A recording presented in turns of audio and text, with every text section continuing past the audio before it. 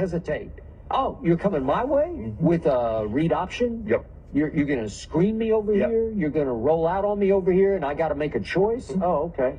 Yeah. Okay, and then the Eagles actually developed the blueprint and put it out there on tape. Oh, this is what you do to Micah Parsons. Right. And he has been haunted by this ever since that night. Yes. Okay, so you got to figure it out, and you got to back it up. I still got my team over Philly. I just got them. But I'm starting to wonder about my team over Jacksonville. All I know is you gave me them points. I did. I gave you 3. Yep. And at the rate we're going, Philly might be favored in this. Well, that ain't got nothing to do with me. No, you already gave me the point. That has nothing to do with me. I did, and I still feel good about it. Okay. You know what? I feel better about the Philly game than I do about the Jacksonville game. I will see how you feel after Jacksonville put that foot to you. Okay, well, it still doesn't matter because I still think my team is just dead set, hell-bent on beating Philadelphia. Yeah, probably. Okay. Because, you know, that's your, with Skip, you can't, it doesn't matter if you beat Philadelphia, if you lose to Jacksonville. Okay. It doesn't matter. But I don't even think it's about winning the division. It's just about beating Philadelphia. Don't you want to make the playoffs for the first time since 2006, 2007? But we're going to make the playoffs. We're going to make the playoffs. It'll be the first time y'all done that in a long time. Since 6 and 7. 2006 and 7. Yeah. All right. Well, we haven't been to an NFC championship game in 27 years. Yeah, you still probably might not go. You have to play the Eagles or San Francisco. You won't go to that again? We will go. No, you won't. We will. Not if you get the Eagles or the 49ers. Ain't going to happen. We will. No, you will not. Time will tell. A win this weekend over the Jaguars would definitely lock up at least a playoff spot for you, though, Skip, to Shannon's point. All right. Has Russell Westbrook played well enough that the Lakers might actually re-sign him? Wow. Skip and Shannon dive into that possibility when we come back.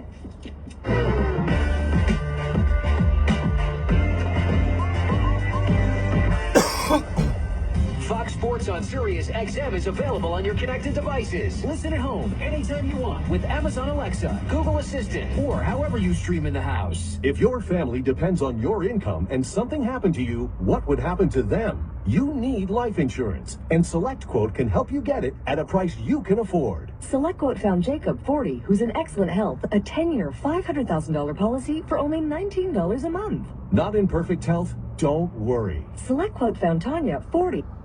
Role as at Arkansas with Sam Pittman.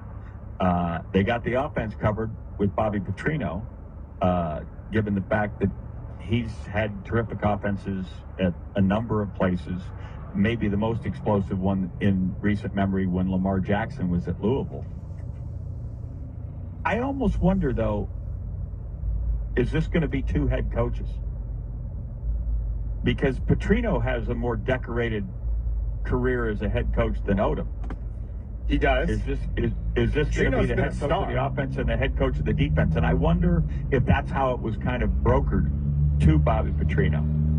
And I'm also curious as to what happened with Jimbo Fisher and Bobby Petrino. If Bobby Petrino was interested in going and being an offensive coordinator, you would think that he would have been more interested in a place with unlimited resources like Texas A&M, and what ended up being the reason that didn't go forward. Was it just, bull elk on bull elk, 2 guys that realized they were too much alike, that they were ever going to get along in Jimbo and Bobby? That's a fascinating question as well. But good luck to them in Las Vegas. I know I like Barry Odom, and Petrino I don't know. I just have heard tales of the great Bobby Petrino, some good, some bad, but ultimately happy that he's getting another chance. And you wonder how humbled he's been over the years. Because a lot of the bad tales of Petrino are from days gone by. Talking to his old secretary in Arkansas before Brett Bielema got there, didn't paint the greatest picture, didn't tell us the greatest stories of what it was like to be around him and work for him. You are being, she flat out went and said she hated him.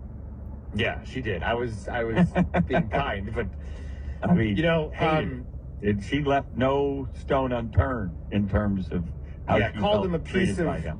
Rhymes with spit. It pretty much is what she said about the guy. And she said Bielema couldn't have been more different. Like, he was, wearing flip-flops and playing reggae music and, yes ma'am, no ma'am kind of a thing.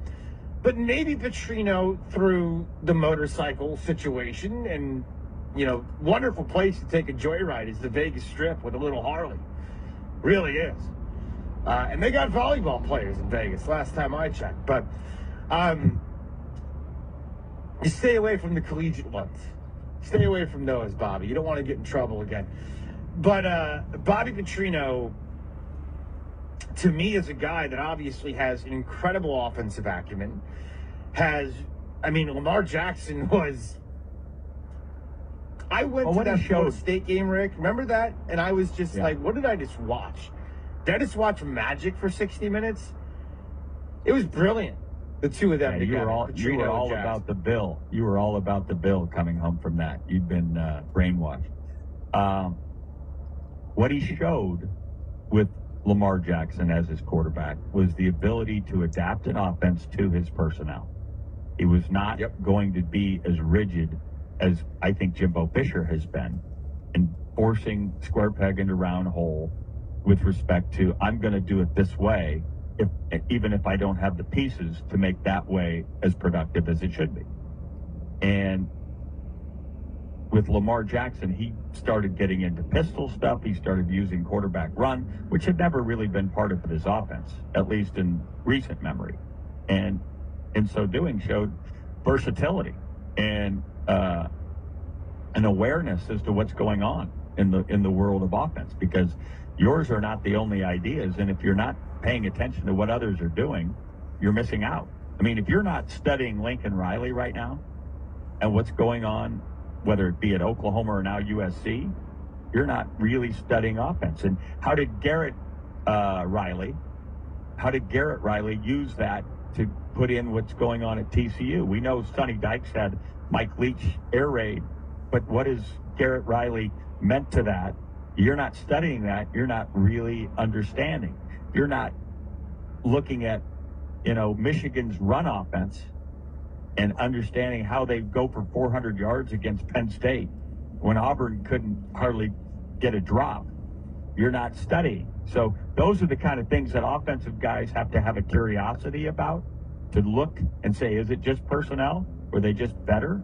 Or is there something unique to their way of coaching it that I could borrow? Because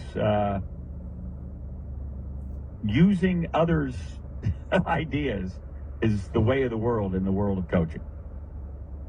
It's the way of the world in everything. Business, life, you name it. It's not like anybody's really had an original idea in a long time. I want to ask you this question.